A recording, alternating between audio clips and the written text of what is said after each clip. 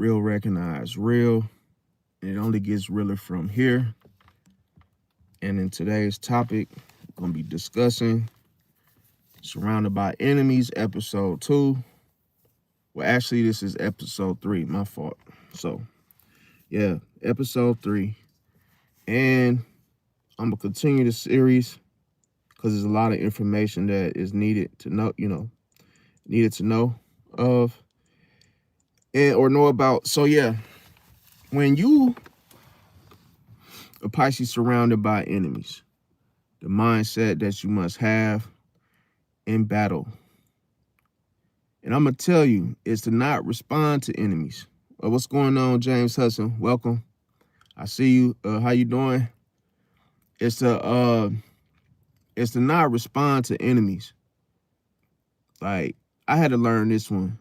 And once you're able to do this, you will, like I said, you'll be able to see the benefits. Because like it's like a Liverpool, or it's like a Liverpool or a pool of fire, of which if you were to look into the situation, you don't always get to see the fire until it's too late. Because as soon as you give a reaction, now the person knows how to control you emotionally. See, how you doing, Misty? I'm all right. I went through a crazy situation that allowed me to know and to basically, how can I say this? I was in a situation where I was trying to figure out why I was surrounded by enemies, okay? But then I changed my perspective, and then I realized that it's actually opportunities, see, that exist. And the first thing I felt was overwhelmingness of just energy. I felt pain, but it was pain that came from betrayals. So I realized that, wow, maybe you could look at a situation and say, wow, I was hurt or I was betrayed by this person, where, hey, now I've learned a lesson. But you have to utilize pain as armor. See, you have to know that each time you were wounded by something, then that became something that you could weaponize. That became something that you could that you needed to use as a lesson. But now you have to know that all your like all the things that showed where you trusted too much, where you gave too much, or you gave too many chances, and then you realize you were betrayed. You have to take those weaknesses and you have to know that, okay, well, this is a part of me. See, like, not to continue to do so, but now you know exactly what you're dealing with, versus like, okay, now I'm fully aware now. See, now I know that there's people out here that exist that you can't trust based off of what just happened. So now you become stronger by your eyes being open to what basically to the reality, because through your pain, that is what creates the reality. See, you create your own reality of how you view the world. See, that's why I said back, a few videos back, I said that the world is an illusion. Because if you are hurt, put it like this, you go through a great amount of pain in this world, you don't live the same life as someone that, hey, never experienced it. So it's like you guys could both end up living two separate lives, and one being what? One living in reality, and then what? Then it's like the other person is living through pain. It's like they're living through uh, um a different lens, okay? Because listen, what I meant to say was awareness, okay? Because put it like this: when you when you look at everything you go through in life, okay, you what you don't want to do, like, one of the biggest mistakes that I realized is that trying to be understood by others. Like, especially when you meet someone new. Let's say you get a new job. Let's say you come around just new people. Sometimes you may do things to try to, over explain yourself or try to give things, but you can't. What I'm saying is, I wouldn't do that, because like when people see the fact that you will be, freely, when they see that you will freely give things without them deserving of it, because think about it, you just met them. See, that's why you got to always watch the person that's the most friendliest in the room. You got to watch the person that you just met and they're already complimenting you. They're already saying like all these good things about you. And that's how deceit hides. Because you got to understand, deceit comes in many different ways. Life is like a box of chocolates. You never know what you're going to get. So everything, including an enemy, is not going to come to you and say, I hate your guts. No, an enemy is not going to approach you and reveal itself. It comes through deceit. See? And how many people will reach for a box of chocolates just to try one and realize that it's one that they don't like, but they already ate it. It's too late. See that? So once you uncover something that you absolutely know, you don't know what's on the inside. You don't know the person's true nature. So you don't know that person's intent. So that's why you have to have high awareness through your, in that, the only way you get that is through being hurt. You only get that through pain. See, that's why I said pain is armor. So when you go into a situation having been hurt before, now you know what to look for. Now you're not looking at and being won over by smiles and someone being extra friendly.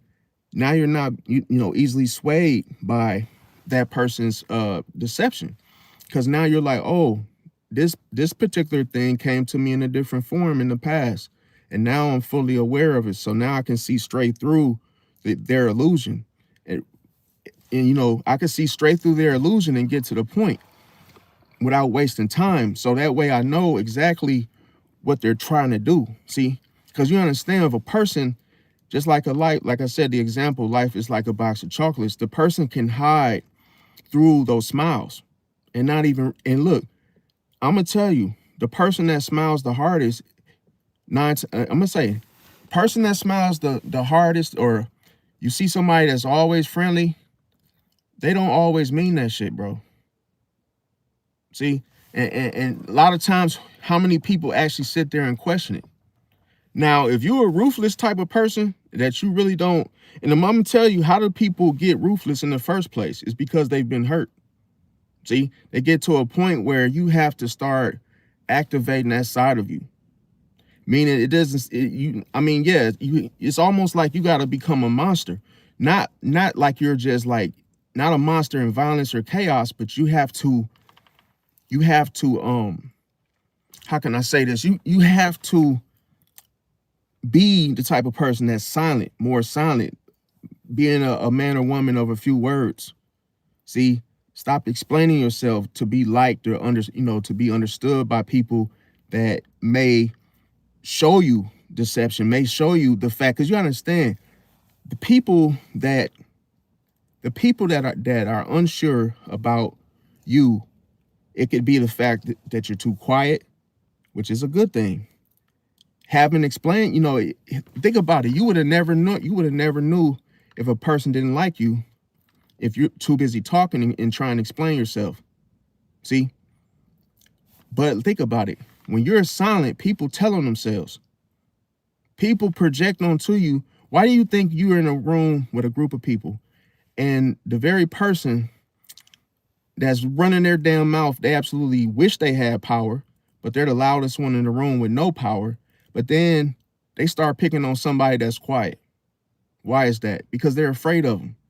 See, people become insecure when somebody's in the room and they're silent. Then they start to project all their insecurities and fears upon that person. And now the silent one, he knows exactly what the person's is like, the real them. See, knows exactly where they're weak, what they want.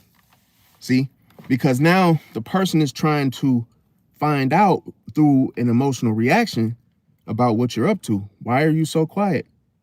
See? So they feel the need to push your buttons and piss you off in order to find out, oh, what are you hiding? Or hey, what are you sitting on? Because every time a quiet person is near someone like that, they always assume the worst because of the fear of the unknown. See?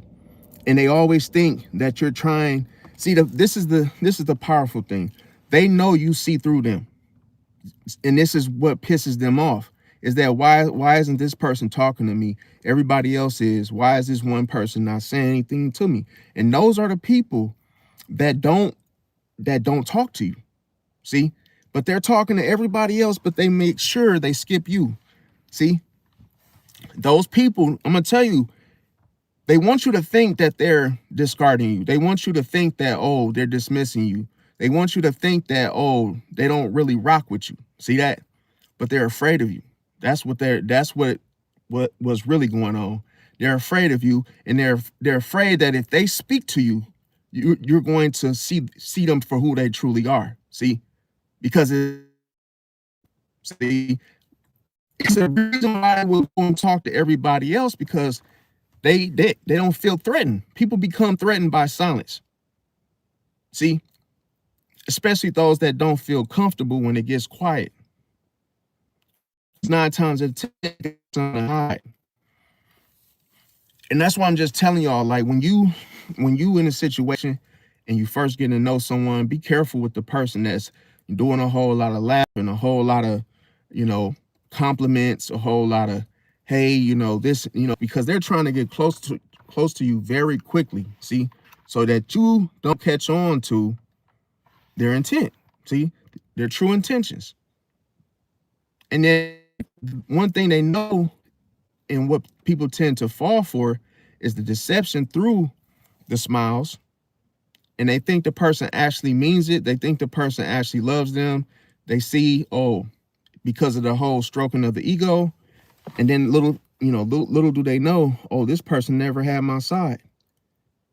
And they do that to disarm you, because as soon as you open up to a person like that, now they see your weaknesses. They see, oh, if I said this, if I make you feel good, I flatter you, I compliment you, then I would be the last person that you would, that you would think to do you in. See, but sometimes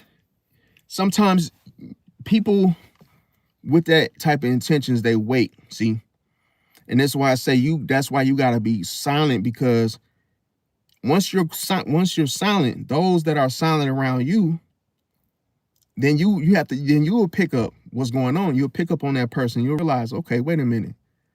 Why is it that when I went quiet, now this person went quiet, and they're mostly talkative?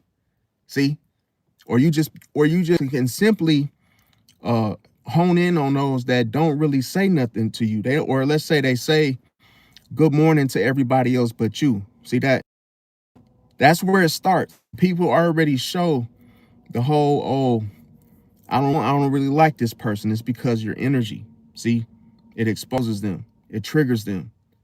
So they avoid it. See, you got to understand, like, it's not for you to be afraid or you to feel some type of way. But what it shows is that they feel tension by what? Your silence. They feel tension, and that's what makes them move aside. That makes them step aside. That makes them go sit over there and talk to someone else. And they're doing that to distract themselves, see, from what they probably will say or slip up, because when you're silent, people literally cough up information. See, they end up telling on themselves. They end up projecting onto you to try to trigger you, because they feel threatened by you, just by you not saying anything. And then once it shows insecurity in that silence, now you know exactly how that person really feel about you, versus the facade that they'll try to carry had you been talking to them. Because the more you talk or explain yourself, then what that does is it exposes you. See, it exposes you, exposes your weaknesses, and people see, like, wow, this person is really trying to, maybe they're desperate for friends, or desperate to, to be understood by someone. Basically, they could be desperate for, friends, to have friends around. So they may be the type of person that's over explaining. just to try to win people over, and that always tends to backfire. See, so that's why I say that you have to be careful, and that's why, you know, going into a situation, you just basically got to get the whole hey, uh, everybody's gonna like you type of mindset out of your mind, because otherwise you're gonna be in a situation where you're gonna start talking too much or thinking that hey, I need to tell my story or I had to introduce myself. Like, no, people that want to get to know you, they will come to you, you know. And also, you don't want to tell people, you know, all your intentions and whatnot. But yeah, um, how y'all been? How y'all been doing though? By the way, yeah. See, that's the thing. Like another thing too, like you don't want to be you don't want to try to fight with your enemies. Like, you know, some of you may feel like you need to or have to, but no, not necessarily. It's best for you to give them silence as well. See, because as soon as you engage, now they got what they wanted. They got the reaction. They get now they know exactly what to do to push your buttons, and they know, and that's how they end up controlling you. Because some people, what do?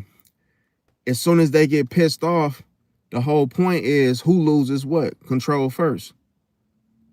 And that refers to what? To self-control. You see, he said, what Car Venture said, do I like Panda Express or Chipotle? I don't really, I would say neither. I don't eat none of that stuff like on a regular basis. If I go to a mall or something, or just out and about every blue moon, I'll pick Panda Express. I think Chipotle is a little bit how can I say it, overrated, because they have basic things like mac and cheese cups. Like they have basic things, but they're like, I don't understand why they're so popular. I don't understand why so many people go there to eat, and it's just the same regular like types of meals or whatnot. There's not nothing like too tasty that they have, if that makes sense. That's just, you know, my opinion of it. Let me see. Dollface says hard taking a higher path, but we have to. Yeah, definitely energy vampires. Yeah, definitely. But it's just like I say, if you look at a situation, because like I say, most people feel pressure, but pressure also makes diamonds. See, it busts pipes and it also makes diamonds. So it's like, if you're calm under pressure, it doesn't, it put it like this. If you're calm under pressure, it actually helps you to where you don't feel the tension as, you know, fear. So when you are calm and you're not operating out of fear, then you become in control. You become self-contained, self-control. You maintain power that way. See, it's all in your you know, your composure of being calm. But when you're trying to like when you're quick to try to reason with enemies, you can't. See, you can't reason with somebody that has already made their mind up to go against you.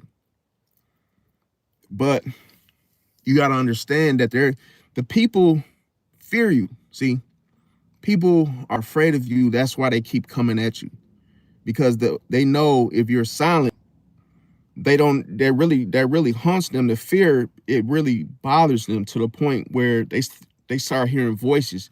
They start to think you're, you know, coming for them, and you probably are not, but they think, oh, you're planning stuff, you're plotting things. They become paranoid just because they're unsure of their you know, opposition, or their the person that they don't like. They're always thinking about you.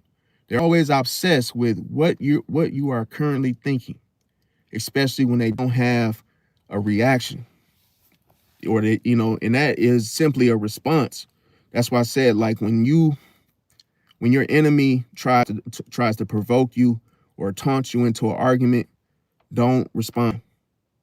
Don't go into the whole, hey, let me get, whether it's on social media, text message, don't respond. And you will see the power in not responding, because that person will lose self-control. They will either start, flooding your inbox with message after message after message. They'll try to get your attention. They'll try to get you to respond. And as long as you hold, like I said, as long as you don't cave in, then people start to reveal everything, because they're so desperate to get the reaction that they start telling you all the secrets. See what's going on? Welcome, Empress. Yes, and that's the thing. Like I say, let me see. Yeah, let me see. Academy said yes. Diamonds. Thank you for that. I needed to hear that. Much love. Appreciate it. No problem.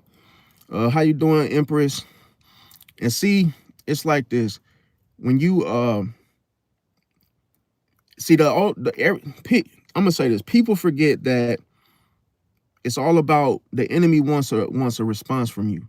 See, and sometimes your enemy, like I said, with the live from this afternoon, is that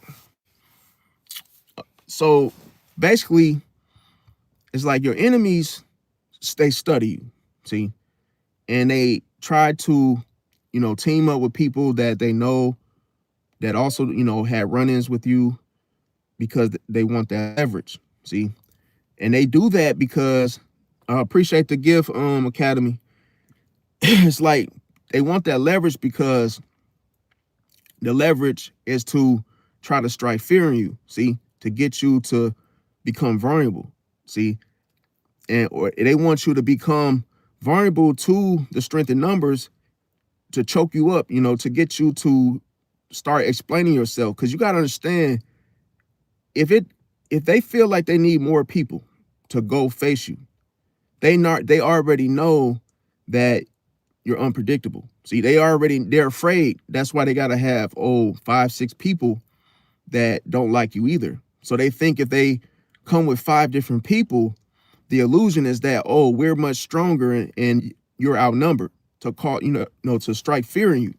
But when you still remain silent, now you win. Because I'm gonna tell you, the moment that, put it like this, the moment that your enemy worries about you, see, the moment that the enemy thinks about you in such a way where they're afraid, and simply by you saying nothing, once you defeat them mentally, you've already won.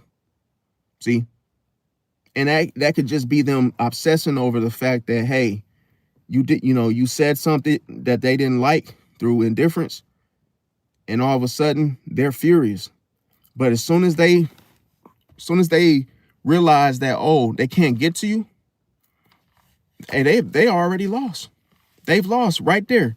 As soon as they feel like, damn, it's nothing we could do, he's not responding, they freak out. See, because they're already afraid of the unknown. They're already afraid. They're already in fear of why they're even trying to, make friends with your enemies. See, because what would be the point of that is the information that they get. See, and they want to ruin your reputation through lies, and trying to deter the people that you're cool with by being strength in numbers. So that way they can look big and bad, like, yeah. Because you got to understand, sometimes that makes the herd move when they're outnumbered. See what I'm saying? So sometimes if people do rock with you and they see, damn, he got 10 enemies at his head, he must have done something. And if those people are lying and saying, spreading rumors, and they're like, yo, that person's not to be trusted, he's a backdoor, it looks believable to the people that are following you, even if they are what? Supposed to be loyal. See that? Even if they're supposed to be loyal, sometimes they leave, they run, and they follow the people that what? Appear to be deep. But see, that's a form of deception, and it's a form. See, that's why your enemy likes to sit back with those type of sneaky attacks, because they know, okay, they're still trying to test you. They really don't know what to do. They don't really know how to come at you. So that's why they feel like, oh, if we just have more people and we approach this individual. But that's the thing you got to know is that, see, pressure, you need that. Pressure, you need pressure and you need tension. See, and what creates tension? Silence. It's cold-blooded because silence creates unpredictability. And that right there, when your enemy doesn't know your next move, they've lost already. They've lost already because that's what keeps them up at night. That's why they can't sleep. That's what keeps them worrying about, oh, what if this person pops up? See? And how does that start? Silence. See, silence dominates everything. By you just not saying nothing. Because it's a time to strike, and when you strike, you make sure you make an impact. To where, and they always, like I say, it's always good when you do strike, they won't see it coming. And they know that. See, people are afraid of the one that's not saying a damn thing. The person that's not responding is responding, but just not in a way for you to feel comfortable. See that? So it's almost like as long as that person's not saying anything, you're literally, you don't know what that person is thinking. And they're not giving any information. See, information is powerful. It's power, data. Because what if you know that there's bodies what if you know that there's dead bodies in the ground of a home and no one else knows, you know that information. Who you think is more dangerous? The person that knows that it's dead bodies in the ground and ain't said nothing about it. See what I'm saying? Appreciate that, Dollface. Appreciate that. Appreciate the super chat. And yeah, you got to be afraid of the person that knows things that you don't know. And it's not for you to tell anything that you know. What you're supposed to do when you are silent is you collect data. The more information that you have, the secrets that you get, that is what the enemy is afraid of, those secrets that you know about. When you know somebody's secret, oh, this is why they are afraid of you when you silent. They think you already know things about them. See? And they think, because you got to understand, insecurity, put it like this, insecurity happens because people already think you know their secrets. See? And they get paranoid. They're like, yo, this person ain't talking to me. Or it's something different about this person. Why isn't he talking to me? He must know, oh, the stuff that I've done, or he must have, he must know something that I don't know. So then they start to pick with you. They start projecting onto you to try to get you to crack, to see, what do you know? What are you hiding? Because they think you're hiding something. But little do they know it's because they're hiding something. That's what projection does. So if you ever want to know who your enemy is, be silent. Don't say nothing, not a damn thing. And that person will crack every single time. And even if they're hiding the fact that they don't like you, it's going to come out every single time. Every time. This is like literally so powerful that literally even a baby, even if you in the room and you just quiet, you're not moving. It happened today. Put it like this. I did a delivery, right? Quiet. I got out of my car and I got this delivery, grabbed the groceries. Next thing you know, it was 2 dogs right behind me. I ain't even realize it. But I was just quiet as like a mouse. I didn't say nothing. I didn't react. I just took the groceries to the door and the dogs disappeared. Didn't even bark. See, everything is off what you do. See, it's like when you being quiet, it shows control. People don't know whether you're a threat. Even the animals don't even know if you're a threat or not because you're quiet. You haven't given them a reason. to assume that, oh, that you're up to something. See, that's why I say whoever is the most silent, they get through the doors without what? Without the keys. See what I'm saying? It's like, damn, you got more keys than Alicia. You know, you just getting through. You ain't saying nothing. You not even, listen, you attract no attention to yourself, but you got all the attention. See that's the thing. And you, it's not like you're trying to get attention, but people are, put it like this, people notice more than you think they do. When you're quiet, people notice that. They can feel that. And the people that hate it, they repel. See, they repel. You wonder why they never talk. You wonder why they're talking to everybody else but you. Because they know you see through them. Why even try?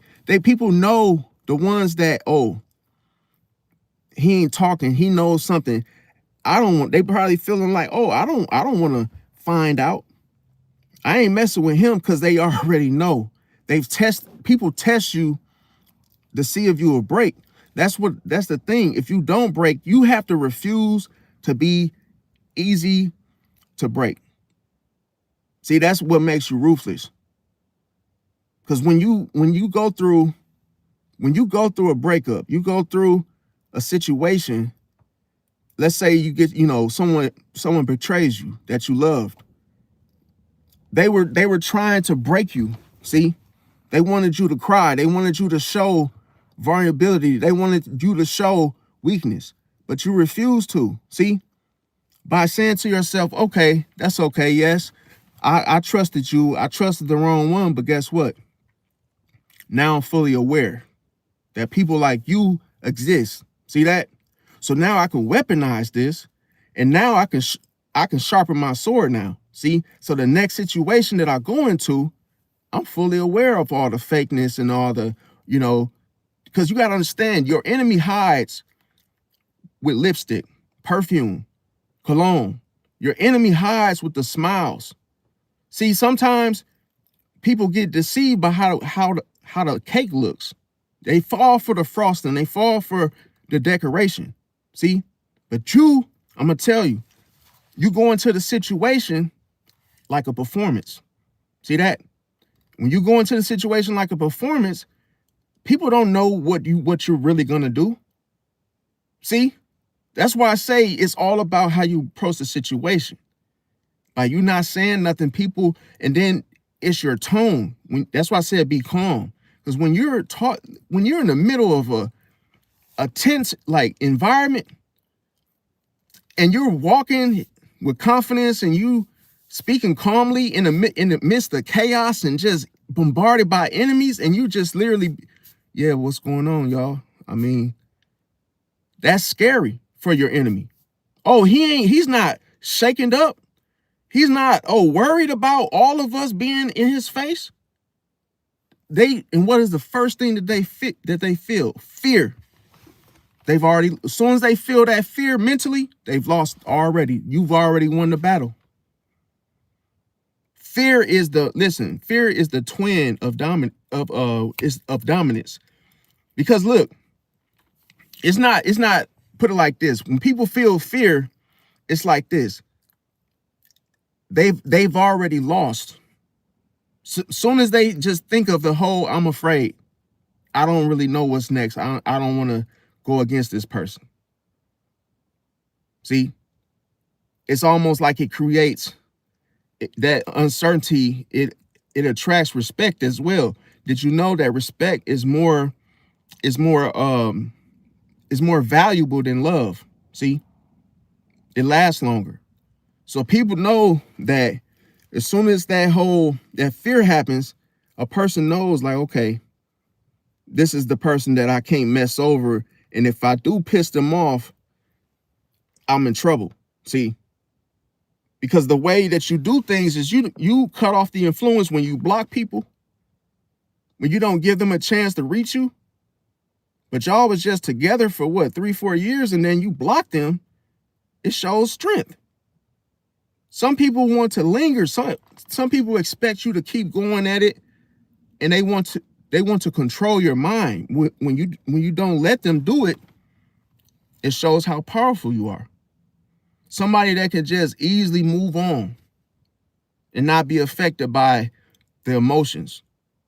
See, that's why I say you got to go into a situation, and it's not even just being stoic. It's about having self-control. See, and and just not being reactive. See, because when you react, that shows emotion. It shows like anger, all those different things, and that shows that the person has great influence on whether or not you have a good day or a bad day. See, it's like, they can just trigger you in such a way and get you going. And I'm gonna tell you, the person that loses self-control loses the battle. Because when someone, I'm gonna tell you, that's why I said it's not about beating the enemy. Some people think, if they put their hands on somebody, that solves the situation. No, see, you can't. It's not about beating the enemy up. It's about who loses control of themselves first. As soon as you start to go back and forth with the enemy, guess what they get out of it? They get a reaction and they get information. The information, they get power. See, when you waste power on enemies trying to reason with them and trying to get an understanding, what does that do? What does that do for them? You start to waste energy, so they start to drain you. See, because you entertain them. And that's what they want. They want to make you mad. That's what they want you to do. Because this is all about dethroning. See, they want to dethrone you. They want to knock you down. They want you to come to an end. See, and you got people that'll get close up on you with those smiles and don't mean it, just to watch you fall. See, just to watch you fall. Because the minute they win your trust, that's when they betray you. That's when they get you. It's because you don't. I'm gonna tell you, the open enemy, you already know what they're gonna do.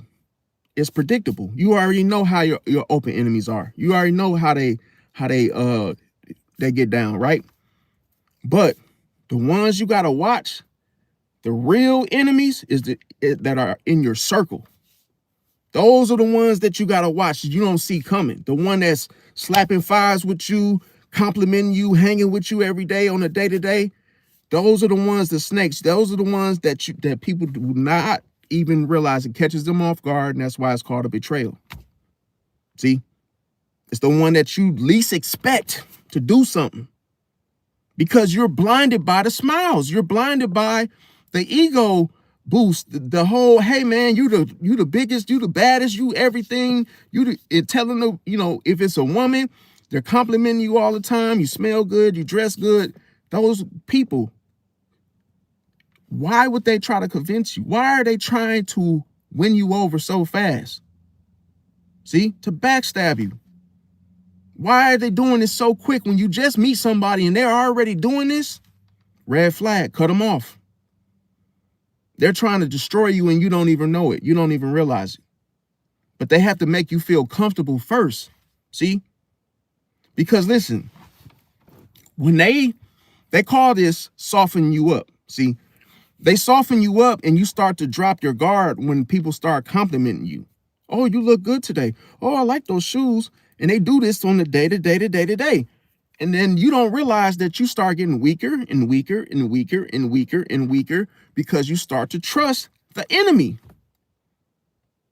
You start to trust the enemy. So now they've already gauged your reactions ahead of time. See? And they've done this by them telling you, oh, I like the shoes. And you probably saying, oh, do they go with the outfit? And you start showing your insecurity. You start showing weakness the more you explain yourself. And they get that up out of you by being what? By by complimenting you. They get that. It's a sneaky way to a tactic that they use to get information, to break you. It's almost like breaking you without being obvious. See? And they find out your secrets.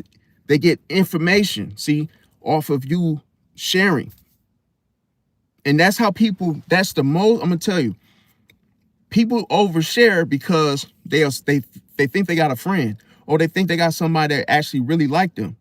So then they start to go into the secrets and start to reveal them to the enemy. And then you wonder why the enemy uses only one thing. The enemy uses the secret confidential information that you told them. They use it against you later on. See? And that's why I said you use the same thing.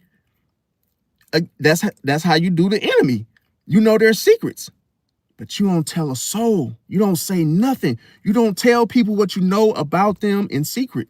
Because as soon as you get that secret, could you imagine if they knew what you knew?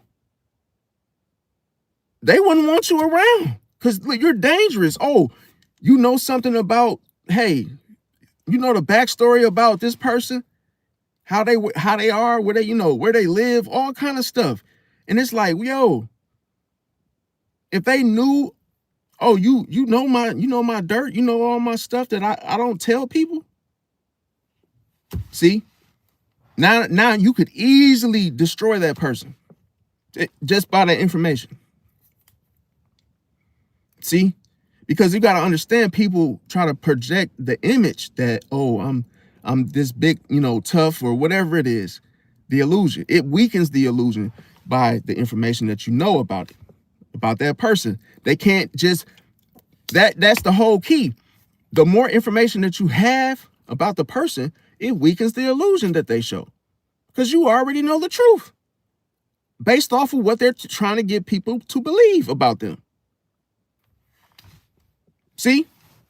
And that's the thing. When you're quiet and silent, you can catch lies easier. Because if you tell the truth, it's just the truth.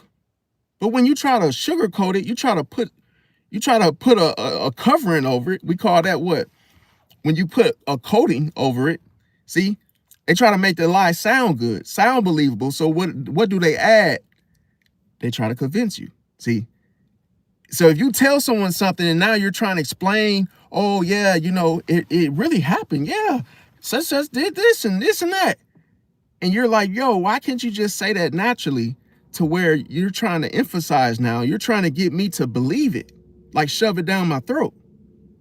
It's like, wait a minute, if this really happened, you don't have to try to make me believe your side or make me see it the way you see it. You got to give me time to actually see it, do my own research. But when people try to convince you that it happened, if they're lying, it's going to come out by you being silent, because they don't know whether or not you believe them. See? So that's how you're able to tell. And even if they lie to you, you still don't give them a reaction. You still don't even let them know, oh, you lied. Nope. That's another thing. You have to have a delay. When you actually do strike, make sure you don't just strike. Don't put it like this. You don't want to strike instantly, just because you find out something and now you just quick to go in there. Nope, because it could backfire. You want to use strategy. See, use strategy. You get some information, store it. Boom. See, and only give to people that appreciate you. Give to the people that actually appreciate you. Stop giving things to people that are, that don't appreciate you. Only give to the people that you have seen consistently there for you. Those that truly respect you consistently. Those are the people you look out for.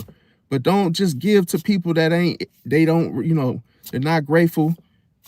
Because listen, people see that, they're not, you might think that they're gonna respect you because you've given so much to them. No, they're not. They're gonna take advantage. And then they start to, what does it do for you? It lowers your value when you give. See, when you start giving to ungrateful people, it starts to lower your value. See that? But people start to disrespect you. And that's how people get, the more, like when you come off nice and put it like this: when you come off friendly to someone, and it's like, let's say it happens too fast. So let's say you haven't given yourself time enough to get to know them, and you're already coming off the, coming out. Put it like this: you're coming off with unreasonable gifts or whatnot, or you're just simply trying to win that person over. It's going to show. But then people get oftentimes surprised by the betrayal that comes with it. See, because that's the thing. If a person doesn't give you that of which you've given back, then it's not a friendship. See, and then you also have to know the ones that I mentioned that you realize they don't come around you. It's like they're distant. It's like they talk to everybody else but you. Once you realize that a person is not deserving of your energy, then you simply do the same.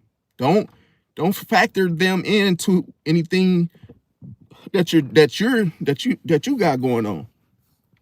Don't waste your energy. Don't waste your time on them.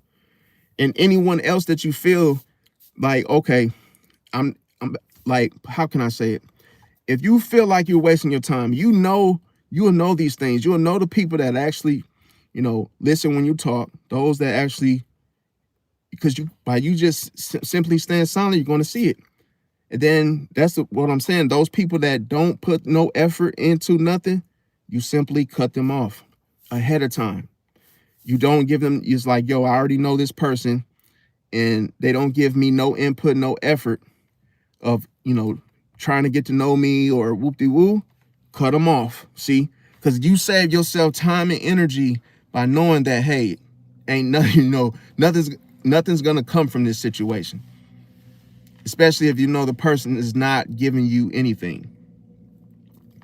And what I mean by that is, like, some people get caught up in trying to win people over by over-explaining, oversharing, and they end up getting hurt.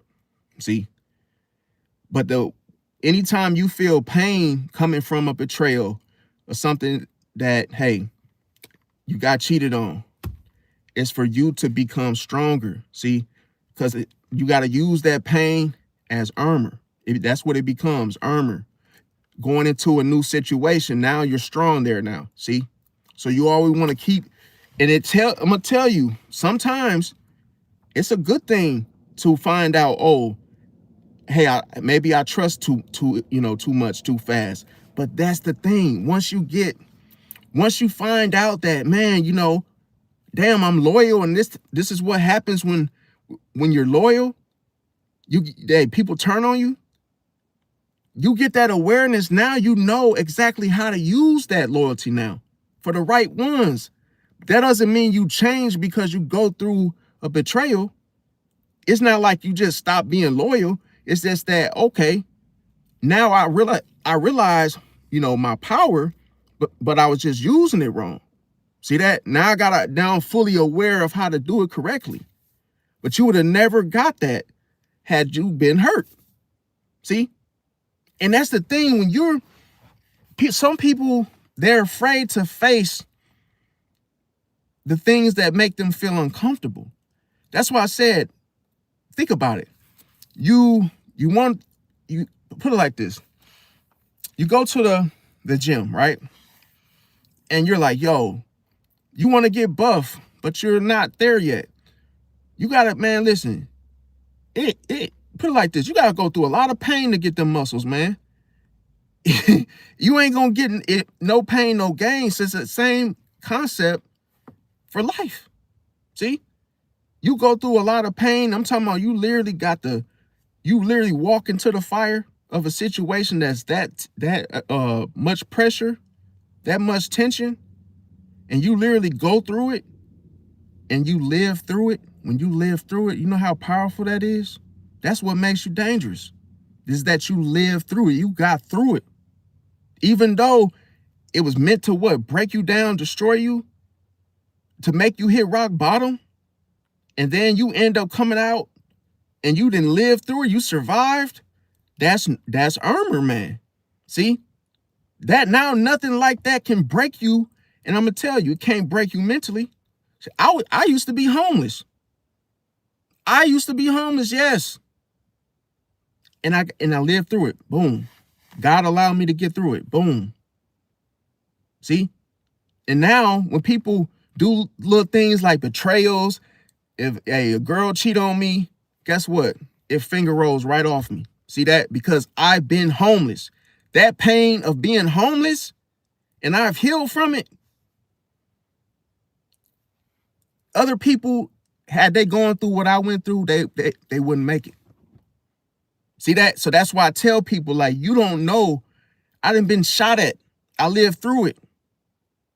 See? So when people do little things like, oh, cuss you out, they give you a low blow, they say something sarcastic, it doesn't bother me. See that? Because now I have weaponized the thing that I went through. See? It's strength mentally. See that? And when you when you look at it differently, then nothing can shake you or break you. See? And what I'm speaking about is fear. See, if something does something and it shocks you, it's because you are what? You wasn't aware of it. If a different type of breed of a bird comes out of the sky, let's say it's a bat at night, right? And that's never happened to you before. It might scare the hell out of you that one time because you wasn't expecting it. You wasn't aware.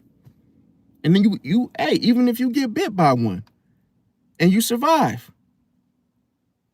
now you can use that. Now you got that armor of that experience.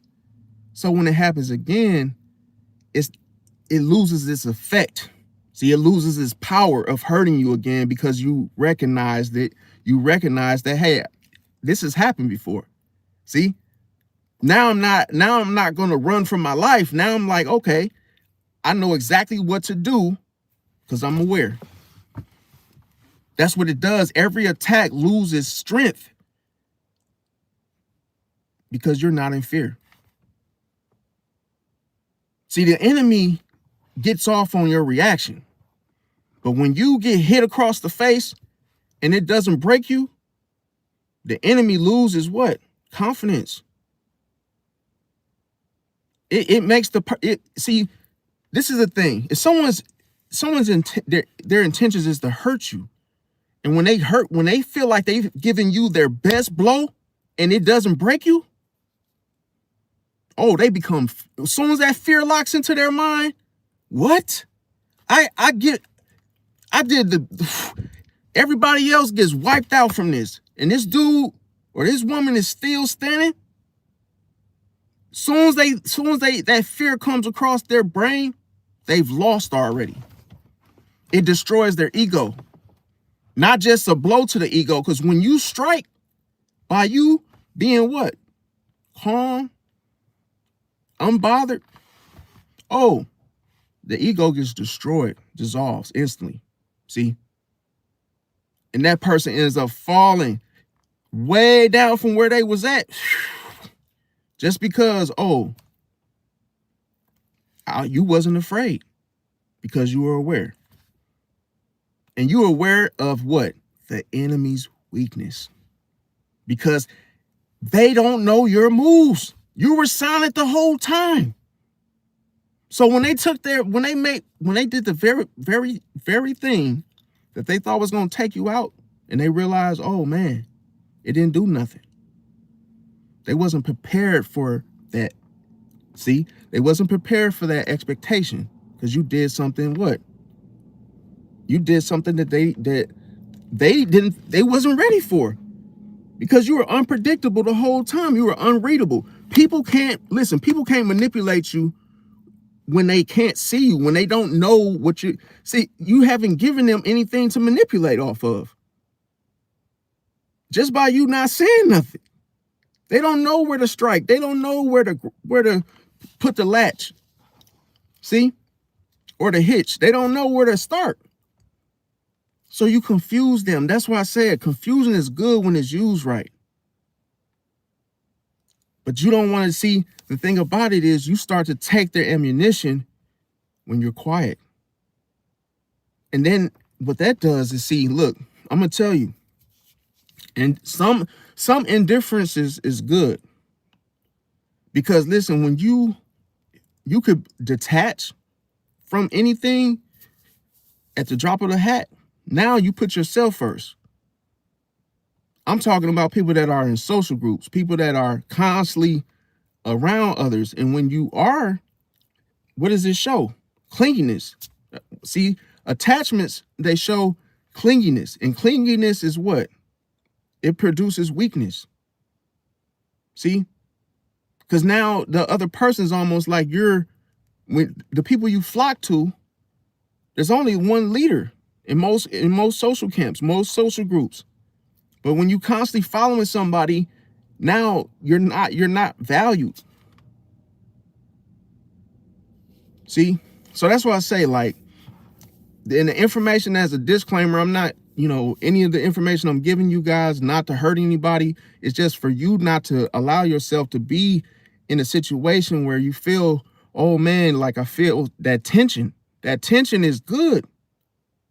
See, the tension is good because now you have to just change your perspective of it to know that it's energy.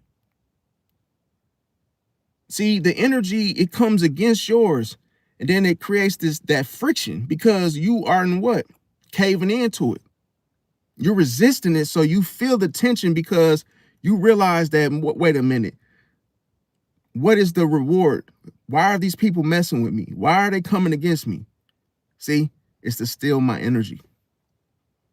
See that? Because people get threatened by you if you put it like this. Your name fights for you. See? You don't even listen. A person can hear your name and get scared, bro. It ain't even got to be you fighting somebody. It's just your name fights for you. So it's like, that's how kings and princes back in the day, it was their name. See, as soon as they said, man, damn, Al Capone or somebody, let's say Caesar the Great, something. As soon as they heard that, the name already gave memories, flashbacks of different wars and different things to where people would be like, hey man, hey Alexander the Great, hey, and somebody heard that, they'll get all scared, grab their pistol and grab a sword and be like, what are you calling him for? See that? And that right there shows you that that person is afraid. Fear. See, you grabbing your sword, now you live by the sword, you die by the sword. Now you done grabbed a weapon that you could be hurt by too. So why would you put yourself in the hot seat because of fear? See? And it's the name that makes the person think about you. So when your name gets broadcast in the job and somebody mentions you and people get afraid, they get all defensive. Oh no, don't mention Trina. No, don't even talk about Andre. Oh no. Wait. He coming in tonight. No, don't call him. Don't call him. People are afraid of you just by your name. It holds what? Weight. Reputation. You don't even have to do anything because people are afraid of your name. See, that's why I tell people this is you wonder why people react to your name. And once they see that, oh, they hear a certain name and they already can see you and you're not even there. It's called presence. See? Oh, you say one name and people tremble in fear. And all they heard was your name. It's almost like as soon as they heard your name, they already visualize you being right there. See? And you wonder why people react through their emotions. And then they end up showing you their true colors. See? Like, damn, if you just think about, if you was to see the people reactions based off hearing your name, and then you would be like, wait a minute, every time I see Andre, he's always, every time I see such and such, they're always shaking up with me, embracing me. But now they're quick to grab their sword, their pistol, just because they heard my name. Means what? They have to put on what? They have to put on a mask. They have to put on a mask to hide all that. So if they were to hear your name, they don't know what to expect. See? because they was never being genuine the whole time. That's why I say, like, people, it's like, I'm gonna tell you another skill, another tactic is this. People, it's like this. People, okay, I say it like this. Like, people tend to almost lost my trail of thought, but it'll come to me. But yeah, like, people don't realize, like, that damn, man, I just thought, let me see something. But yeah, it's like this. See, people don't understand like how everything works. Okay, it's better for you to be silent. Like I say, it's better for you to be silent. It's better for you to hone in, because this is the thing. Like, people don't always like, people go into a situation, they're always trying to, you know, talk their way through, think, so that people do not catch on to them, what they're actually doing, or the things that they actually, like, let's say a person going into a situation, they're so, they're talking. What they're really trying to do is keep people from studying them, see, or coming across something that they're insecure about, that they're not so, something that they're not comfortable speaking about or telling about, but they think you'll find it if you if it's quiet enough, see. And another thing is this: when you another thing is like this, when you go through a situation, and I'm trying to remember what I was going to tell you guys, because it's something very important. It'll come to me though, but just bear with me. So one thing is this, is that going back to the fear thing. So when because this is the thing, when people, the less information that you give, see, that keeps you as a mystery. See, you're not telling anybody anything, you're not explaining things, and then when you detach from them, let's say you're with a group of friends, you decide to detach, boom, you leave without explaining where you're going or whatever it is, right? The very person that is afraid of you starts to think about you. Where did he go? I know y'all had that happen before. Somebody that's afraid if someone leaves the room, and guess who's the person that always acts that? The person that doesn't talk to you. Funny how you leave the room and they go looking for you. They're the first ones to realize that, oh, where did he go? The quiet, listen, see, because on the flip side, the quiet one, I'm talking about your enemy. I'm talking about the one that doesn't want you to know.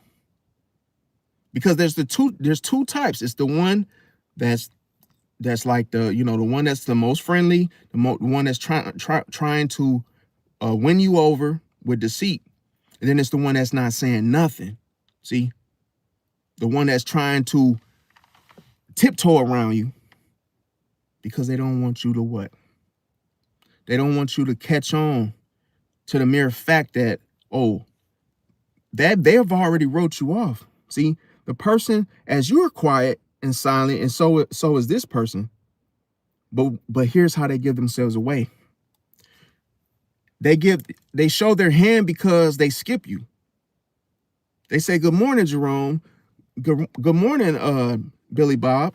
Good morning, Cindy Jones. Good morning, such. And you're right in the middle. They skip you. See? Which shows what? Oh, you're being selective. See? Because there's that one person that you avoid because you don't like their energy. See, you don't like, you have a fear that this person will separate you from what? You have a fear this person's going to take something from you based off of your own insecurities. See, because you know you're not being genuine anyway. See that? So that's why I say there's a thing where you have the open enemies, and those are the open enemies are predictable. You already know what they're going to do. So it's a no-brainer. It's like I already know who my open enemies are. The ones you fight with every day. The ones you not fight with like, physically, but the ones you actually see every day, and they say little rude things. You're like, okay, I know this person doesn't, we don't care for each other. But the ones that you don't see are the ones that one is very passive. See, very passive, quiet, just, put it like this. They're quiet, but they're only quiet to you. And then see, it's a difference. When you're silent, meaning that you go around a group of people, you're just sitting there not saying a word to nobody. You're not being selective and choosing to say hi to this person, not this person, because what would that do? That would show. See, that energy will be felt. So that's why I say the enemy tells on themselves. They show their hand, but it's for you to believe them when they show you. The people that don't rock with you and they don't say nothing to you, they've already decided subconsciously that they don't want any dealings with you. But here's the thing. If they don't know you and they selectively chose to what? Not talk to you, it's 9 times out of 10 it's because they don't like you. See, they don't like you, but here's the thing. Them not liking you is not for you to take personal. See, it's for you to look at it as an opportunity. It's for you to know that, hey, now I know who hones on information. Now I know if they skip me, I'm gonna keep it in mind. But then at the same time, the opportunity is that even though I know they don't care for me, it's because they already know who I am. See, people listen, people know okay, put it like this. Your enemies know your strength. They know that, oh, this ain't the one. See, that's why they're selective. They're playing it safe. Oh, I'll talk to this person because I don't feel threatened. I'll talk to this person because I don't feel threatened. Skip. I'll talk to this person because I don't feel threatened, and I'll talk to this person because I don't feel threatened. But whatever causes fear, people will avoid. See? And you wonder why when the room gets quiet, who are those people that try to what? Fill in the gap. They try to close the gap with making noise, meaningless conversation, small talking. See? Just to prevent things from being what? Silent. Because when in silence, it reveals hidden motives within others, within people. You not saying nothing, next you know, things start to reveal. And whoever knows something, they're not talking. See, it's a reason why they're not saying the tiptoeing and they're not really saying much. But it also shows they're watching you at the same time. See, and that's why I say, as you are silent, you start to see everything below the surface. You start to see who's really genuine, who's playing it safe, who's a liar, who's the ringleader, who's this, who's that, who's that. You start to get the background, the blueprint on everyone that is around you. See? And that's why you're able to see the ones that have what? Created space, which shows indifference. Now, it's okay. Some indifference is good, but see, just know it's not indecision, it's indifferences that, hey, they have made a choice. They agree with something else, but also shows that they are against you at the same time. Those are the hidden enemies of which I mentioned. See, and those are the ones you want to cut off. Remember I said the ones that you see yourself, okay, I have nothing to give this person and they haven't given me anything to hold on to them for. See, so that way, mentally, I'm blocking this person. See, because first impressions, they have already shown me that, oh, they're not gonna take an attempt. But don't fall for you haven't introduced yourself. Don't fall for that. See that? They had ample time. They had plenty of time to say, hey, my name is Tuna, and hey, In your name, salad. Okay, cool. Tuna salad.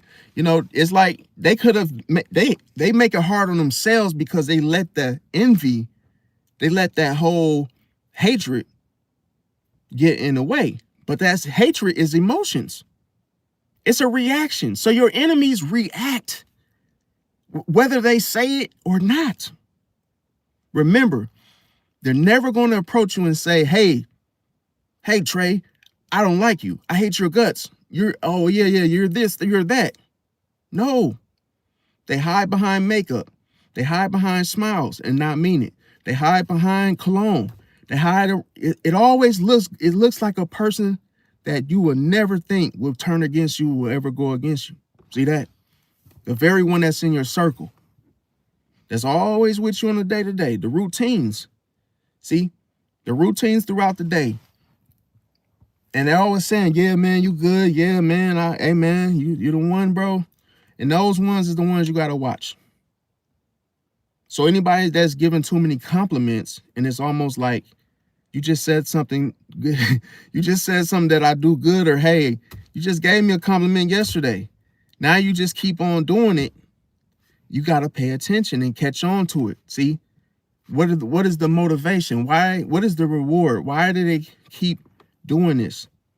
What do they want? Your enemy comes against you. Ask yourself that question. What is their gain of doing this? And when you notice, I'm gonna tell you, the funny thing about it, when your enemy comes against you and you ask yourself, what do they really get? What are they really getting out of this? What do they want? What do they want from this?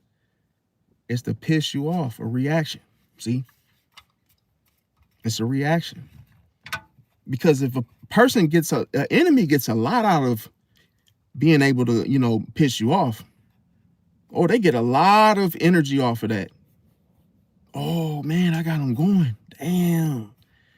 Damn, I really got an effect on this dude or this girl. She went off and got arrested and all this stuff just off of me pushing her buttons. See that? So that's the thing. Whoever loses control, self-control first loses. But I understand that this takes a mastering of emotions, because anger is I'll say this, where anger comes from is through an emotion of trying to prove oneself. See, it's like you trying to reason and trying to be understood by others. That's what caused you to get angry when you get nowhere with it. See, that's why I said, like, instead of going to anger, go to calmness. The more anger you feel, the more what? You just use it as fuel. You use it as fuel to be able to look at the situation and say, okay, I'm just not going to say nothing. And if you do that, I'm telling you, by practicing voice control, even if you're just fuming, even if you're heated, as I mentioned, you just walk away from the situation, to cool down, to reset the position. See, it's like, okay, now I'm back home again. Okay, now I'm gonna go back over there, boom, or I'm gonna go back to work, or whatever the situation is. But don't never just sit there and know you're gonna snap and stay there in the heat of the moment, because once you snap, you lose control, self-control, and then you end up what? Then you end up emotional, and now that person they know that they have broke you. See, they have like a person can say certain things. Like, I've seen somebody before get broken down through, crying. Because some people have exits. Some people cry to make themselves feel better. But after already being broken down, you have shown to the enemy that their control or their influence has taken over you. See, it's like, oh, they have reign over you. They have control, have dominated you to the point where they have made you break, see, into submission. So that's why I say, like, you don't want to react, even if it hurts. See, even if it hurts, even if it's painful, use that as energy. Use that pain as a weapon. Use that pain for use the pain to become more aware. See, and once you realize that, you change your perception and you change your perspective on what you're actually up against, what you're actually seeing, then you'll say, man, this ain't as bad as it sounds. That's why I put the title, I said surrounded by enemies, because most people hear that and they get afraid because, oh, somebody's going up against me, or somebody, is giving me a hard time. And I'm gonna tell you this is why I'm saying this. Here's one of the secrets why I'm saying this. It's because the agenda, the intent. If you had somebody on your job that's pushing your buttons, that's, doing all kinds of stuff, just know, I'm gonna tell you, do you think they're trying to beat you up? Nope. They're not trying to beat you up. See, what they're trying to do is they're trying to get you to lose it. They're trying to get a reaction. And guess what? Them trying to get that reaction, an emotional reaction, that's what they're looking for. And I'm gonna tell you, that is a response. That's what they're aiming for, is a response. And that response is that emotional reaction. And how does it look? Anger. See, you snapping, you going off. Then what happens when you lose focus? When you lose self-control, now you lost your job. See, now you done something that you weren't, you weren't in the right mindset. Now you're like, yo, it escalated. I got mad, went off, and you probably put your hands on this person. And guess what? They get off scot-free. Now they look like the victim. See? Now it's because you fell for what? The trap. You fell for their trap, and that was to get the reaction. See? Then you lost the self-control. Now you've ended up losing what? Everything else, because you reacted. See? And it takes, I understand, it takes a lot. This is not an easy thing. I'm not going to sit here and say, oh yeah, it's just flat out blown. It's so easy to do. It takes practice. But I'm just saying, just have, everybody say this affirmation. Just say that I would not be easy to break. I would not be easy to break. See that? It starts with affirmation, because, bro, like, I see this happen where people can do stuff and it just create rage. And we call this rage baiting, where a person does something because they're looking for a response from you. See, they push your buttons all day long to get you to snap because they want you to lose your job. They want you to do this. They're not trying to physically beat you up. No. See, it's a little more intense than that. They want you to snap. Because they know if you lose self-control, they know they've won. See, they know they'll get the reaction and then plus some. See, and I had to learn this. I used to always think like, wow, do people want to fight me? And I'm a grown man. I'm like, nah, that can't be. See, so that's like you gotta change your reality of it. See, your reality is different. You have to create your own reality. And that's why I said the old reality of the world, as people call it, oh, somebody picking on you, fight back. No, because when you fight back, you lose, man. Because there's the laws and all these different things. You get locked up. It's almost like it's not worth it. You're going to end up, self-destructing because you reacted. Now you got to go to court. Now you got all this stuff. Now you got a battery charge. Now you didn't, going to jail for murder. All this little extra stuff that didn't even need to happen, but because you reacted, that person got the best of you because they learned to piss you off. They found that weakness. They found that open little, so that they could just walk through it and kick whatever they had to do to get you going. See? And they call this manipulation as well. But the true battle is what I'm going to tell you the motivation. The motivation is for control. The fight is for control. See? And that's how you keep control of the situation, by not reacting. That's what the war is for. People don't war because they want to beat each other up. People war for what? They war for control. Because control and dominance and control are twins. You dominate the room when you don't say nothing. Because you're not seeking approval from others. You're not tied to anything. You don't want to be, you have a mind of your own.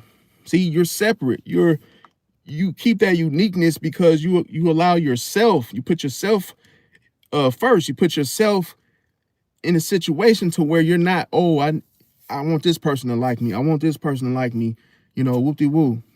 No, you're just like, okay, I accept myself for who I am. See? And that keeps that resilience. And it's like that ambiguity is like you just basically, a person can't read you. And just how you want to move through life is that, okay, yep, quiet, go to work, clock out, go home, boom. Say hi to the people that say, that you don't normally talk to, that's consistent, respectful, boom. And that's it.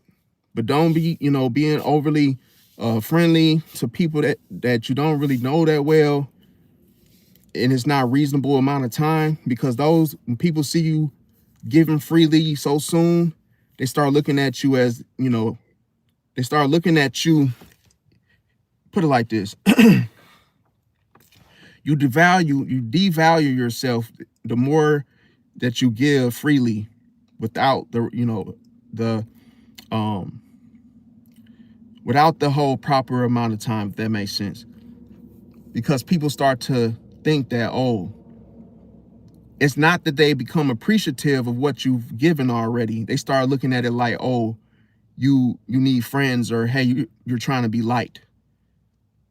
They see it as weakness. Like, okay, oh, this person is desperate for a friend. This is why they're giving me so much so soon. See? And that's what they pick up on. So that's why you don't want to do it.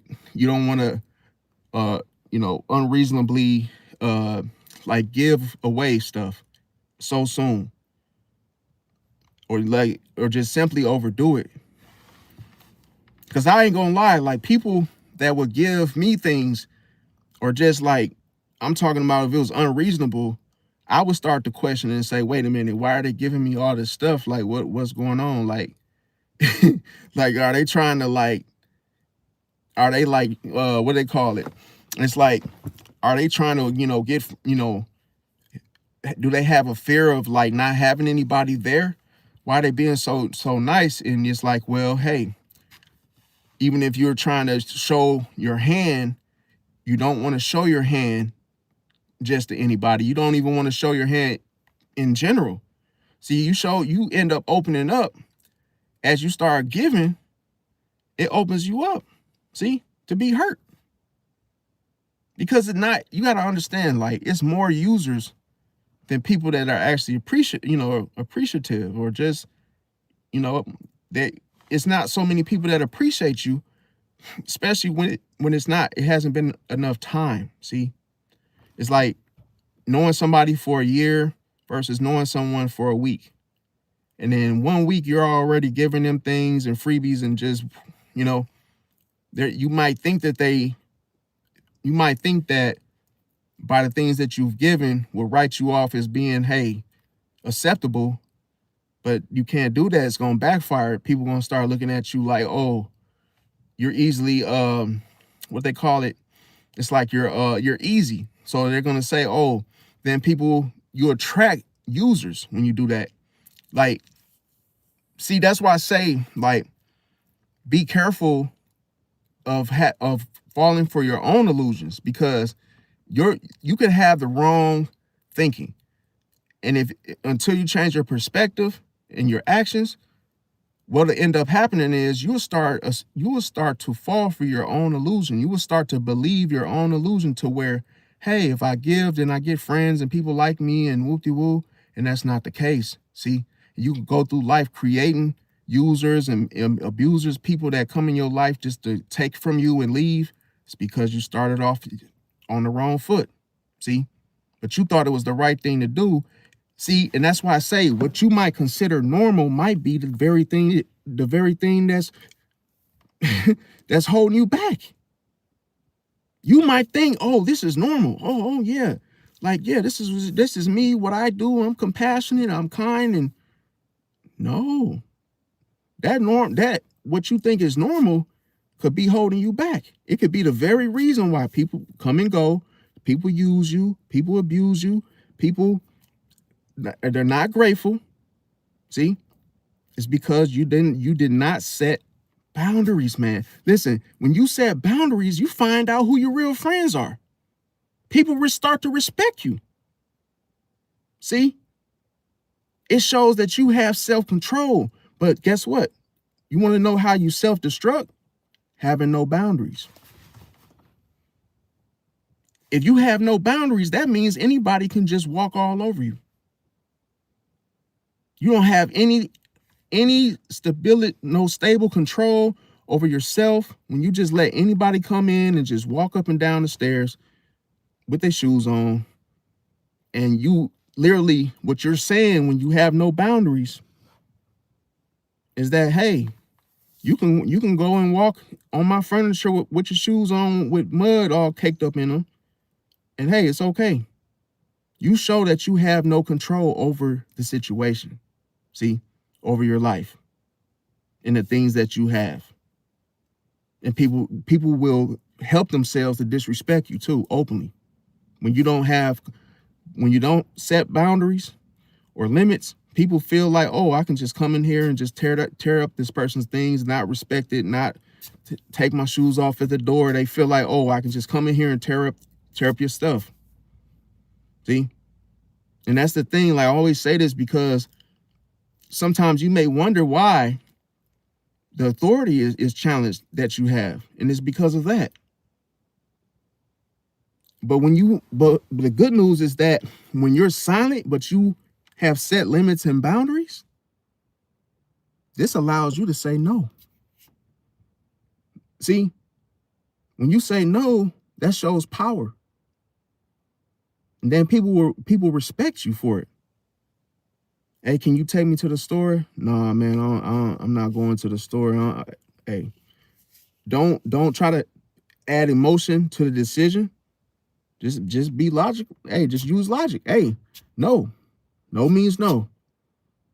It's not, oh, I don't feel like it, and all these little extra emotional, remember I said, stop explaining yourself. You don't owe anybody an explanation.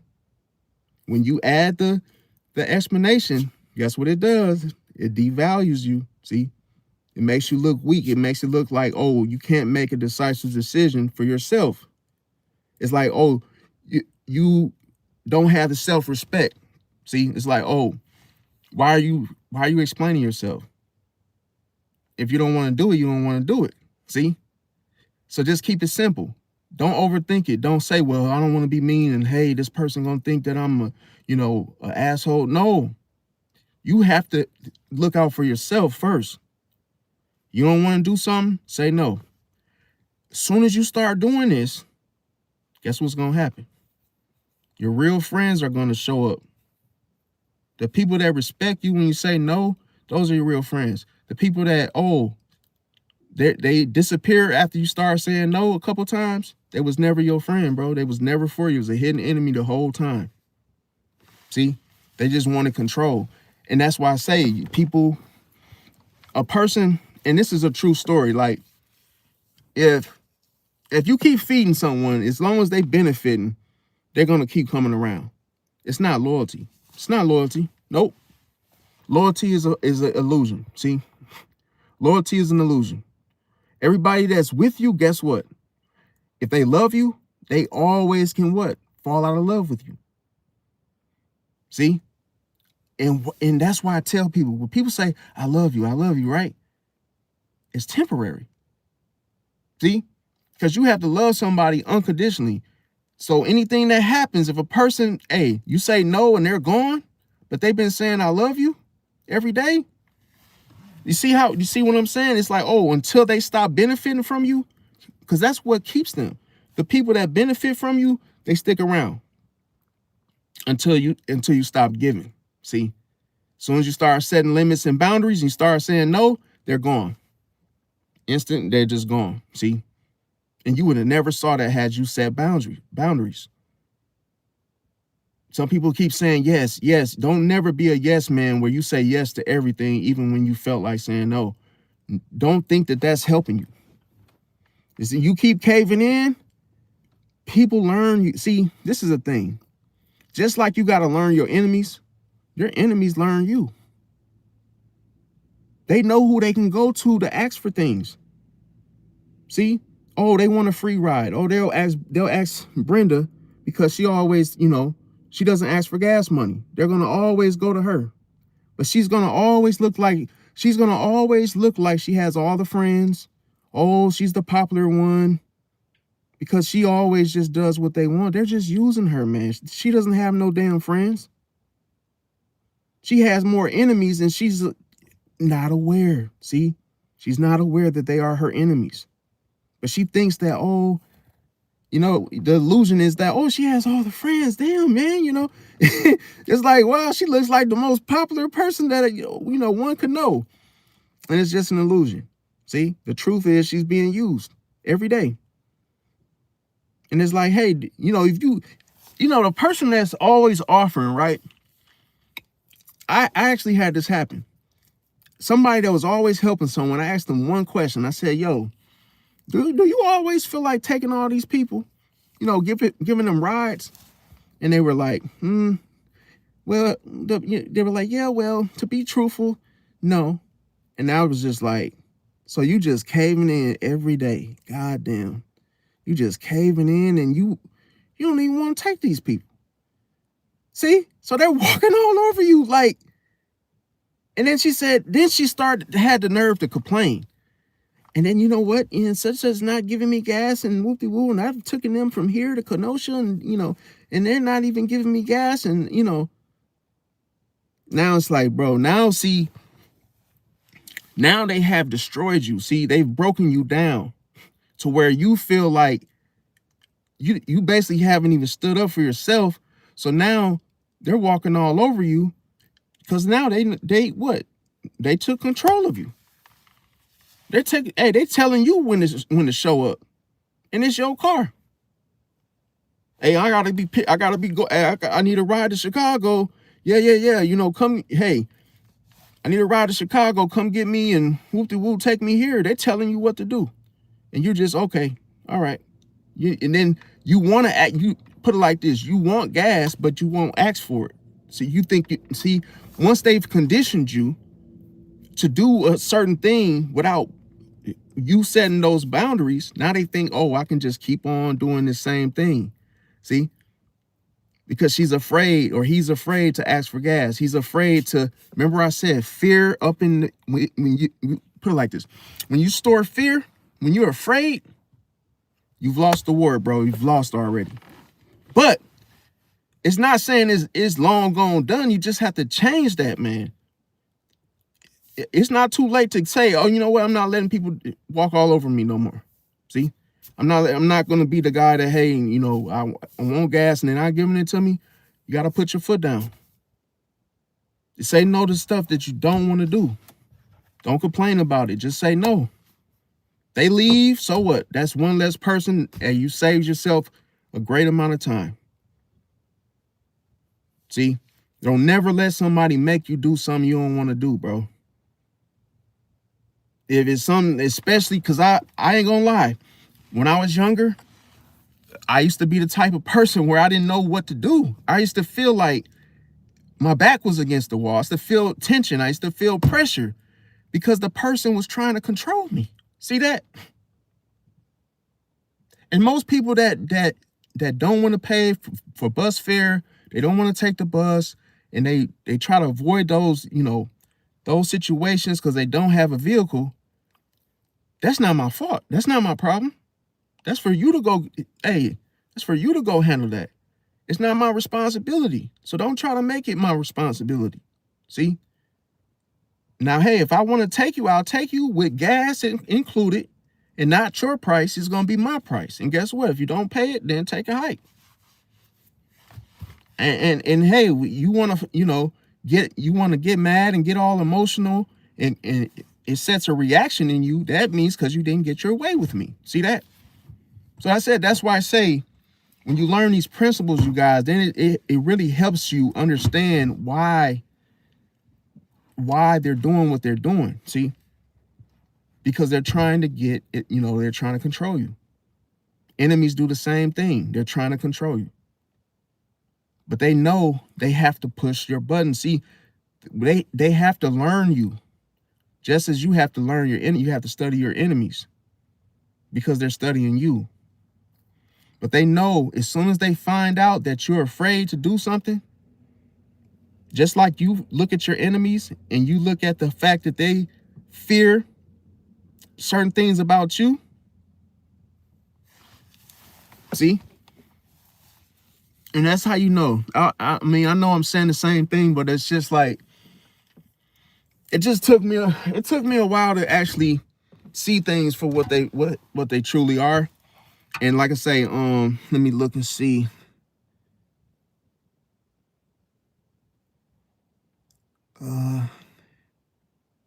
Yeah, people, definitely say, Donna Vay said, people can say I love you and you don't give the money and then they just get rid of you. And sometimes I'm gonna tell you, sometimes you have to see that for what it truly is. See, but don't take it personal. Just know, like, okay, I trusted the wrong one, or let's say I was helpful to the wrong one. But what you don't want to do not change your kindness. Don't change and say, okay, I'm gonna stop giving people rides. No, it's just that now I know who not to give rides to, people that have this type of behavior, the ungrateful ones. See, and then they let you know that when you are dealing with people, especially when you first get to know someone, right? And remember I said, get to know them. See, because I'm gonna tell you, within 1 week, the very person that is needy and needs this, needs that, need a ride, need that, and they're coming to you so soon, but they're being extremely nice and friendly because they know they have all these needs. See, be careful about that. See, because they're throwing all those little, I need this, I need that, and then they're being extremely friendly with you because they want you to be the one to take them to do all those plans and errands. See that? And a lot of people fall for this. They fall for this smoke screen because they think, oh, this person is so nice, and now they're all what? Once they become entangled into this person's, back and forth, drop me off here, take me to the grocery store, take me to the bank, take me here. Now, once they get this, like the person starts to, depend on them. Now now they don't want to do it. See, now they feel like they didn't step into some shit that they wasn't expecting. But the other person was very intentional. That's when I'm like, see, you got to know, because now they want you to feel pressure. They want you to feel like, I'm going to tell you why. Because listen, as soon as they mentally affect you in such a way where it feels like stress, okay? It feels like weight. And then you start to realize, wow, why is this person just choosing me to take them, and you don't want to take them? Well, guess what? Hey, the greatest thing about a person, okay? The greatest thing about what you can do is walk away. See? You could cut them off at any time. But you have to know you can. See? That's the thing. You don't have to do anything you don't want to do. So say no. N-O. And they try to make you feel bad. Oh, you don't give a damn, and whoop-de-woo, and oh, I did this for you and I did that. The answer is still no. Reinforce it. Set that boundary. See, once you set that boundary, people know, oh, not to even come to you with those games. Well, hey, and sometimes you got to tell people right away. Tell them right away no. And I'm going to tell you, what you begin when you tell people no, it's so unbelievable how their whole demeanor changes towards you. and you would have, and it's so crazy because they could come off so friendly and just bombard you with compliments, and they're so happy and so, smiling and everything. But as soon as you tell them something that they wasn't expecting to hear, right? But oh, hey, I hate to ask you for this favor, but would you happen to be able to take me to, drop me off at home and I give you like $20? We'll do it, right? They try to pull after showering you and flattering you and doing all this all day, right? Or for weeks on. Next thing you know, they throw that favor out. See, after they've baited you, now you say no. Oh, that smile turns into a frown. Now they're taking everything back. As the weeks progress, now they're talking about you behind your back. Oh, but you was just telling me how you like my shoes and oh, I smell so good and all this stuff. But as soon as I say no, you become an instant enemy. See that? But here's the thing. Don't feel bad. You just expose it. You just exposed them. See that? Because your boundaries protect you. It keeps you in control. That's what I say. It keeps you from what? It shows confidence when you say no. See? Because that means I'm going to tell you everything that it shows. It shows that you don't need that person's validation. Nope. It shows confidence. It shows that you are in full control and aware of everything that's happening right now. And that scares the shit out of your enemies. They cannot, look, the last thing they want is for you to know what they're up to. And then they're looking like, yo, even though I was being nice, he saw through that. That's why the whole reason they're trying to avoid being told no. That's why they're showering you that's why they're giving you the compliments. That's why they're doing all these things. It's called deception. See? But when you're easily won over because you're looking for compliments, when you soak into those compliments and it make you feel good and you want the attention, you want the support, or you just want somebody to be there to make you feel good, it's like you fall for the deception. See? And then it's like you get mad at yourself for being so vulnerable. That's the reason why you cannot be vulnerable to people. You cannot be nice without reason. See? It's like, if I'm gonna be nice, it's gonna be to someone that's appreciative of it. And it's gonna be with somebody that's been consistent for months and months and months. That's who you will help, you see? And like I say, if you see someone homeless or something and you want to give them $1, give them something to eat. But, I'm basically referring to someone that just gives that homeless man everything. Like you gave him the coat, something to eat, a cell phone, and you just like literally doing too much to where if you have the means, great. But if you don't sit there and do something where you're going to complain about it 2 seconds later. See that? And y'all know what I'm talking about. Telling someone, oh man, I just gave this dude like $200 because he was just sitting there walking up to my car while I was coming off the intersection or interstate. It's like, you could have told him no, man. You could have gave him $5. It's the same thing. As long as you gave, hey, mission accomplished. Whether it's $5, $2, whatever, right? It's not always the big ticket that like I say, unless you have the means to do that. But don't feel obligated like you have to just to feel like, oh, you don't want to feel like you didn't give. But anything of giving is good. See, it's all about your heart. Your heart is what matters when you give. See, because listen, that's why when you give, you want to be cheerful. You don't want to feel like, oh, I'm giving, but you're being bitter in your heart towards giving. See, because that's like you're not really giving from your heart. You're just giving because you feel bad for somebody, or you feel like you're obligated or anything like that. Now, let I'm trying to remember what I was going to say earlier. Okay.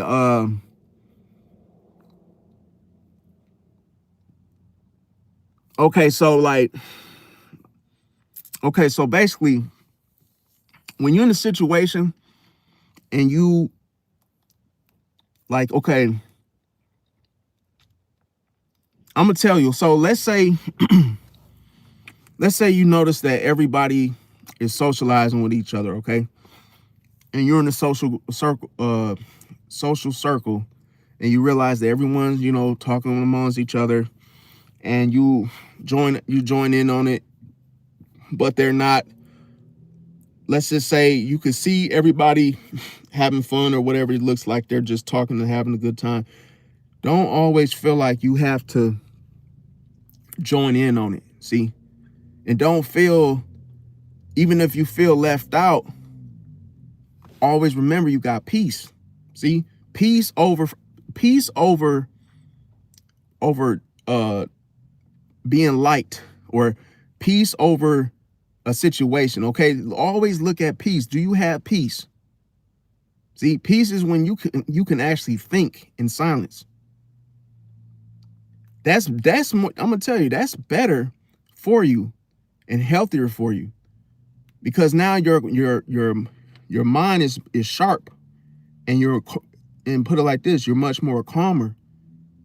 Now, if someone speaks to you, great, and if they don't, great. See, because look, it's always good to be the lion and the fox. So you want to be observant. See, you want to be observant, but listen, always detach. See, when necessary. See, when you find out that the people that you would like to be around, see, sometimes it looks like people are having fun, right? But just know that that's the illusion. See, we tend to fall for everything that we see, right? We always think that what we see is like, that's it. But no, you gotta see, it's much more deeper than that. Life is layered, okay? You have everything that's on the surface of which you can see. See? So you're consciously aware of that. And then the unconscious is almost like when you're asleep. See? It's almost like when you're not able to see things. So you're unconsciously aware. Now, the next layer of the cake is the subconscious. See? So I say all that to say that there's a lot more information embedded into the things that you see. It's all information, but it's based on how you perceive it. See, so sometimes you could get ahead of yourself, and you could deceive yourself into assumptions of, oh, I'm left out and people are ignoring me and this and that. And then you want to know the craziest thing? When all while you have peace. See, but you don't know that you have peace. You're looking at from what you're used to. That's why you gotta pay attention to your life. You gotta pay attention to the things you ask for. Maybe a year ago you were asking for peace, and that now it came to pass, but you don't recognize it because you're so used to people. You're so used to chaos. You're so used to noise. But when you're separate from it, you gotta know, okay, this is what I prayed for a year ago, or this is what I was meditating about. Now that you have it, you don't recognize it because you have to really pay attention, see, to when it happens, then you become aware of it, see? And that you have to say, wow, this is actually, it's like I'm in a bubble, see? You start feeling like I'm in a bubble, but I'm protected because I have peace. But guess what? Now you can select who you want to talk to and who you don't. It's cold-blooded. Because now, as you observe, you can see everybody for what? Their true intentions. And there's some people, once you start hearing them talk, you don't even want to talk to them. You're like, yo, the energy is not, I'm not feeling this person's energy. So, okay, skip. Okay, moving along. And then you find someone, then you could go and talk to that person. Make an ally. Boom. Didn't say it was going to last forever, but hey, at least you got the pick. You see, that's the thing. And I know I'm kind of like stuttering, guys, because of my medication makes me do that. I hate when I do that, but oh well. I've accepted it for what it was, okay? But when you take medication, it makes you like jerk. It's like the little sudden jerks. It makes you kind of like stutter a little bit. It's like a, how can I say it? Involuntary, where it's like it just happens, and this is like I'm so used to it. But if when y'all see me do that, it's involuntary. I can't control it, so it is what it is. I've fully accepted it for what it is. But yeah, reason why I did this live is because people, I always hear people say, oh man, I'm in drama, or I feel it, and I'm tense, and there's so much tension going on, and it's like they quickly break. See, they surrender to it because they want that tension to stop. Some people, their heart races. Sometimes, people can't breathe and they feel like they're suffocating because there's so much heaviness of emotions involved. But that's why I'm telling you, like, the best way is to train yourself to look at the situation differently. Just like, for instance, you could look at somebody and they could look at you, and then if they don't smile or they don't show any type of friendly gesture, you can assume that, oh, this person is giving me the evil eye. They're mugging me, right? And I'm going to tell you, you got to stop doing that, because everything is about clarity. See, until you really know, till you question it, don't assume it. Till that person tells you, or you hear that person speak, and see, I did it again. You hear that person speak, and then all of a sudden you realize that, oh, they're angry when in their tone. Then that, until you know that, don't assume, because that can mess up your perception, and it can mess up your intuition. Like, you can literally hone in on the right thing, but you can perceive it wrong. See? And then you could be calling somebody an enemy when really they're not. See? It's like you can't go by the past. I'm going to tell you, this is funny right here. Okay, let's say you step on an ant, right? Do you think the next ant is going to come from the same direction? It's going to be the same one that you stepped on before? It's still an ant, but it's not the same one. See? It's like you can't just assume that, oh, it's going to be the same exact one. And nobody knows that. See? We all look at insects as being the same. See, it's like, oh, I stepped on one ant. Now the next one that comes is going to be the same one. No, see that? Because you don't know. You can't be, and I'm going to tell you, I'm going to say this, when you misunderstand something, or you don't really have all the facts, see, that means what? You're assuming. Could you imagine someone that lives their life in assuming things? They're not knowledgeable. See? It's like, oh, how can you be knowledgeable and you're wrong? But you think you're right. And that's not good, because now you're misreading into everything if you don't change it. So that's why I always say, always get the facts. See? You're never going to know how someone is until you go over there and talk to them. It's like, okay, let me go over there and talk to them, get to know them. And then guess what? By you getting to know them, and as you listen, you're going to pick up on it. And it'll be a decision for you to make, whether or not, hey, am I going to talk to this person again or not? And then you'll say, nope.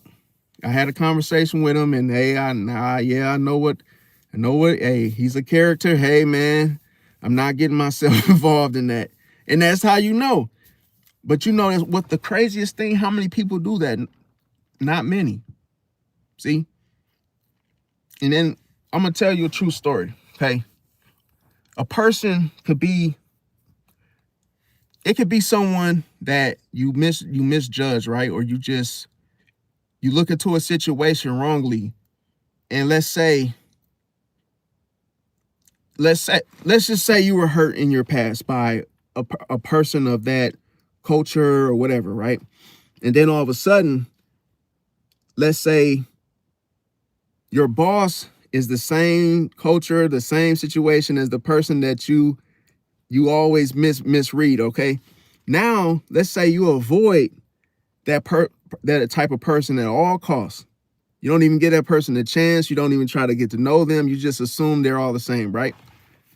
Now, let's say that person was blessing people with like, $10,000s or just giving out, free money or whatever it is, right? Now you miss out because you just prejudged that person for being like someone from the past. And that's why I say people end up blocking their blessings doing that. Because when you think somebody, oh, it's just like nobody, that's what I said. You can step on an ant and the next one is not going to be the same. It's not going to come in the same form. It's not going to be the same. So people assume, oh yeah, man, I had a bad experience with termites, and yeah, man, I just seen another one the other day, so I stepped on it. Bro, they're not the same, bro. Yes, it's still a termite, but you can't judge and say or assume that they're all going to be the same. That's the whole moral. I know it probably was a bad example, but hey, man, I tried. But yeah, it's like nothing is ever going to be the same. But like, I'll put it to you like this. I want another example. And this was crazy because they had this theory that if everybody was rich, how would the world be, right? And the world will simply, it would, how can I say this? If everybody was rich and everybody had the same things, right? Everybody had mansions, everybody had Lambo, Ferraris, whoop-de-woo, right? Well, how would the world be? It would be even worse. See, that tells you something. We were all created differently. See, it's a reason why everything is not the same.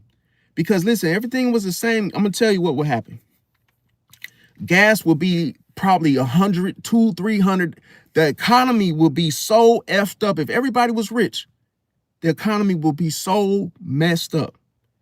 So once you run out of like the farms and all that type of stuff, once they run out of vegetables, food to eat, guess what? People will be trading those Balenciagas for a loaf of bread. Cold-blooded. Or you'll be oh, hey man, I got 5 Lamborghinis, man. I'll take that for those watermelons, man. That's how bad the world will be, bro. So that tells you something. Just to survive, bro, like just for you to survive, you got to know how to live, bro. See, you got to, I'll tell you, I know an old man right now. He lives off of SpaghettiOs, bro. SpaghettiOs. And that's what, this man is old as, I don't even gonna say old as dirt in a disrespectful way, but I'm just saying he's old, right? This man has nothing. Empty SpaghettiOs, different flavors, meatballs, apple bits and all that, right? On the shelf. Ravioli, boop. Just canned goods, boom. And all them empty canned goods. But you gotta understand though, some people live like that and they have millions of dollars in the bank, bro. It's like I'm gonna tell you, I know somebody right now has $1 million in the bank, right? Lives in the hood. Nobody knows because he's silent. He's undetectable. Nobody knows. And he's sitting on millions of dollars, bro. But here's the thing. Him living in the hood, he owns his house. And he has like, classic Mustang. He has a classic Mustang, that's in his garage. That, you know, has that little strap, little leather thing that keep it from getting rusted. But here's the thing: he doesn't live that lavish life. He's not showy. He literally looks like a regular person, bro. Like a regular. You when you look at him, you would assume that he's just a regular dude. But it's because of how he lives is what makes him survive that way. See? But that's the thing. When you put it like this, that's why I said everything is not always what it seems. You can misjudge and misread someone, and that could be a rich, a rich person. Or they might have access to things that you would never know. Just because you cannot go by what you see, bro. Because if you go off of, your own, it's like you go off your own, even intuition. You can't, listen, you have to have perception, clarity, and precision. You can't just depend on intuition alone. See, you got to have everything else with it. Because as soon as you start thinking that, then look at this person walking past with these pumpkins. Oh man, hey, they can't be panhandling over here. Bro, that might be the mayor's daughter. See, it's the stuff like you gotta get to know people and talk to them, bro. You can't just assume, just because they're wearing rags. You can't assume that they're just bad or they're, they're just a bum or they're not dressed right. You can't assume that they have nothing just by how they look, how they dress. Because like I say, they could be dressed with rags and, hey, wear, a gown or something, and you might assume that, this person is this. But that person might own some properties, and you would never know that. So that's why I always say, don't single out anyone, get to know everybody. Telling you, man, that's how I used to be in school, is I always looked at, if I looked at someone, I'm like, yo, this person kind of quiet. Off to the side, I get to know them, and then I'll find out that they're, they've been working on cars, they've been doing all this extra stuff. I would have never have known that they were, that they had that knowledge had I spoke to them. It's like, just from looking at them, didn't look like the person working on cars that have that knowledge. But you never know. And then the benefit is that if you get to know the person and y'all become friends, now you find out they work on cars, or they know how to build computers or something that it's like you could benefit from that. But if you just spoil it off the wrong perception of the situation, how you perceive it, then you just ruin it. But I love y'all, man. Like, comment, share, subscribe. I hope this helps someone, and hit the like button, and I'll catch y'all on the next one. Peace out.